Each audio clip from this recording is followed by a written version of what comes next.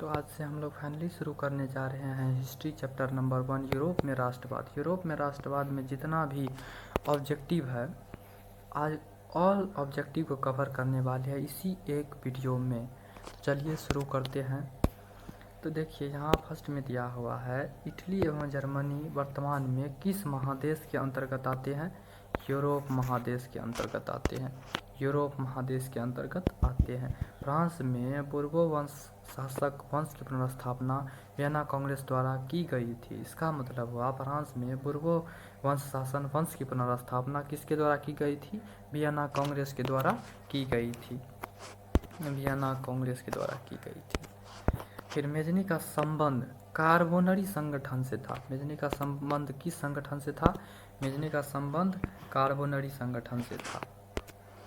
फिर इटली एवं जर्मनी के एकीकरण के विरुद्ध कौन था? तो ऑस्ट्रेलिया था। कौन था? ऑस्ट्रेलिया था। काउंट काबूर को विक्टर मैनुअल ने किस पद पर नियुक्त किया था? तो प्रधानमंत्री पद पर नियुक्त किया था। यहाँ प्रधानमंत्री पद पर नियुक्त किया था। गैरीबाल्डी क्या थे? गैरीबाल्डी एक पेशे से नाविक थे। गैरीबाल्डी पेशे से नाविक थे।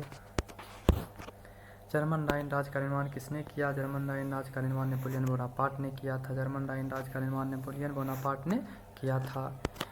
जालबेराइन एक संस्था थी। जालबेराइन एक संस्था थी व्यापारियों की। जालबेराइन एक संस्था थी व्यापारियों की। रक्त एवं लौह नीति का अवलंबन किसने किया? रक्त एवं लौह नीति का अवलंबन बिस्मार्क ने किया। रक्त एवं लौह नीति का अवलंबन बिस्मार्क ने किया। फ्रैंकफर्ट की संधि हुई। फ्रैंकफर्ट की संधि 1871 ईस्वी में हुई।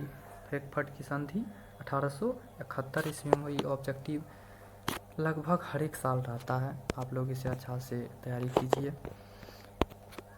फिर यूरोप वासियों के लिए यूनान देश का साहित्य एवं ज्ञान विज्ञान प्रेरणा स्रोत रहा। इसका क्वेश्चन बनेगा, यूरोप वासियों के लिए किस देश का साहित्य एवं ज्ञान विज्ञान प्रेरणा स्रोत रहा? यूनान। क्या आंसर होगा? यूनान। ये भी हर एक साल लगभग रहता ही है। फिर 1829 ईस्वी के एडियानोपोलिस की संधि किस देश के साथ हुई? तुर्की के साथ हुई। किस देश के साथ हुई? तुर्की के साथ हुई। सेडोवा का युद्ध ऑस्ट्रेलिया और पर्सा के बीच हुआ। सेडोवा का युद्ध ऑस्ट्रेलिया और पर्सा के बीच हुआ।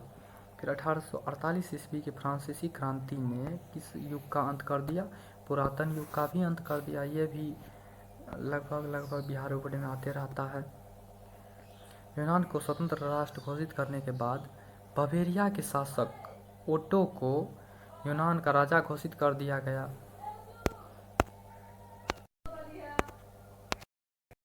फिर देखिए हंगरी की राजधानी कहाँ है? हंगरी की राजधानी बुडापेस्ट है। वियना सम्मेलन कब हुआ था? 1814 से 1815 के बीच हुआ था। 1814 से 1815 के बीच हुआ था। मेटरनिख का पतन कब हुआ था? मेटरनिख का पतन 1848 ईस्वी में हुआ था। मेटरनिख का पतन 1848 ईस्वी में हुआ था। इटली का एकीकरण कब हुआ था? इटली का एकीकरण 1871 ईस्वी में हुआ था। इटली का एकीकरण 1871 ईस्वी में हुआ था। सेडोन का युद्ध, सेडोवा का युद्ध, देखिए सेडोन का युद्ध कब हुआ था? 1870 ईस्वी में हुआ था। किसके और किसके बीच हुआ था? फ्रांस और पर्सा के बीच हुआ था। फ्रांस और पर्सा के बीच हुआ था। यूनान को स्वतंत्रता कब घोषित किया गया था? 1832 ईस्वी में किया गया था। कब किया गया था? 1832 ईस्वी में किया गया था। पोलैंड में आंदोलन कब हुआ था? 1830 ईस्वी में हुआ था। 1830 ईस्वी में हुआ था। सेडोवा का युद्ध कब हुआ था? 1866 ईस्वी में हुआ था। 1866 ईस्वी में हुआ था। फिर देखिए चाटी का आंदोलन कब हुआ था? चाटी का आंदोलन 1838 ईस्वी में हुआ था। चाटी का आंदोलन 1838 ईस्वी में हुआ था। बिस्मार्क एक क्या था? बिस्मार्क एक कूटनीतिज्ञ था। बिस्मार्क क्या था? एक कूटनीतिज्ञ था। हंगरी की भाषा क्या है? हंगरी की भाषा मैंगियार है। हंगरी की भाषा मैंगियार है। कार्बोनरी संगठन कब हुआ था? 1810 ईस्वी में हुआ था। कार्बोनरी संगठन 1810 ईस्वी में हुआ था। एडियानोपोलिस की संधि 1829 ईस्वी में किसके और किसके बीच हुआ था? तुर्की और यूनान के बीच हुआ था। तुर्की और यूनान के बीच हुआ था।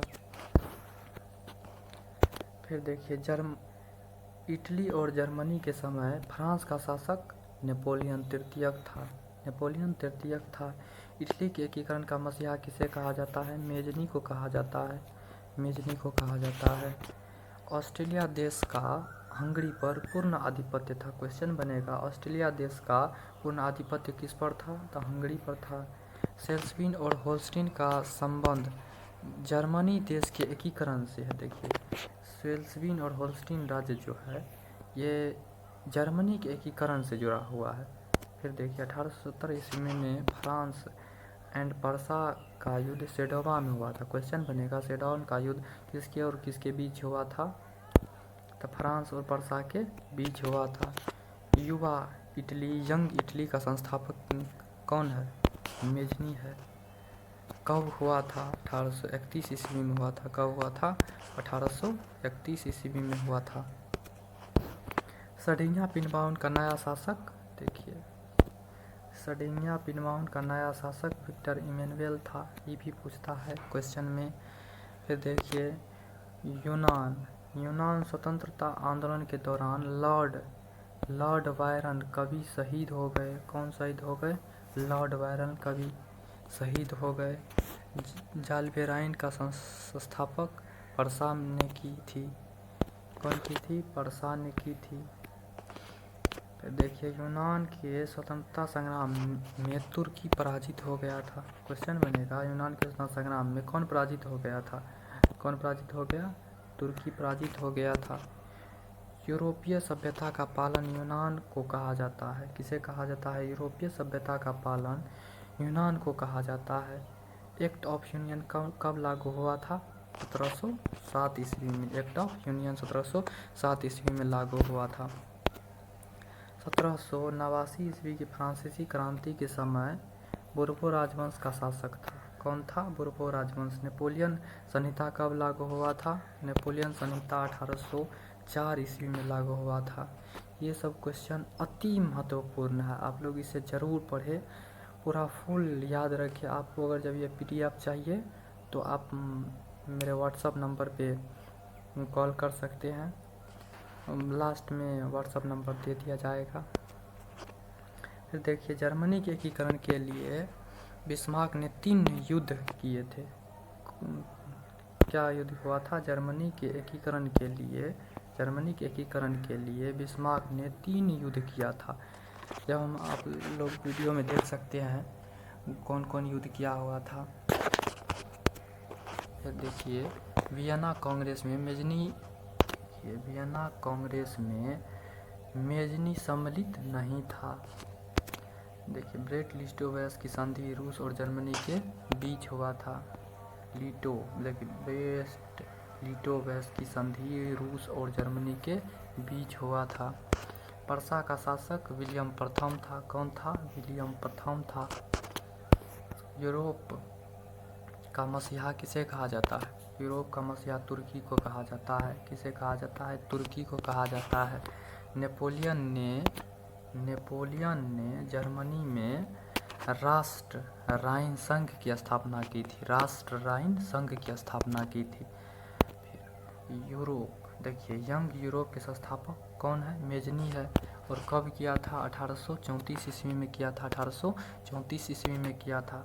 सेडोवा का युद्ध ऑस्ट्रेलिया और पर्सा के बीच हुआ था। कब हुआ था? 1836 ईस्वी में हुआ था। 1836 ईस्वी में हुआ था।